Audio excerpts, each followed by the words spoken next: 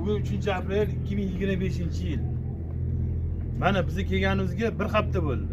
Mana shu yerda elektronni o'chirib qo'ygan. Ba'zi bizga O'zbekistonning mashinasiga ba'zi yopiq. O'zbekiston, Qirg'izistonga yopiq. Amma bilan birga Qozog'istonning mashinalari yuborgan, ular o'tib ketyapti. O'zbekistonning mashinasi o'tmayapti. Tamojniga ham kirdi mana. Tamojniga ham kirdi, tamojni hal qilamiz deyapti, hal qilyapti. Qaziqurt Mayskiy bojxona posti.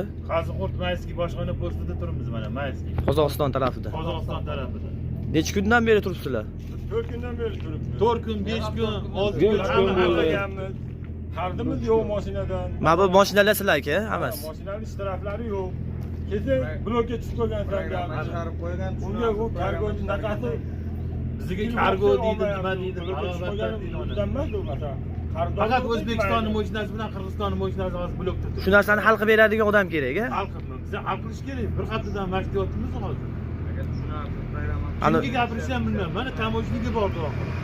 Tamojni ham chiqdi. Bo'ldi, hal qilamiz deb o'tib ketyapti.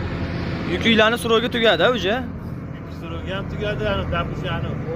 O'raymi nevozda ham suro'ga yaqinlashib qoldi. Bitta hozir mana bash mashinalar hammasi blokda turibdi. Mana bash mashinalar bor. Hammasi blokda turibdi. Mana 70 ta 80 ta mashina blokda ichyaptilar. Pullari qolmagan. O'zbekistonning mashinasi blok. Holatini ko'rishni iltimos qilamiz. Ayta haydovchilar yuk dastavkasi bor, uni sroki bor.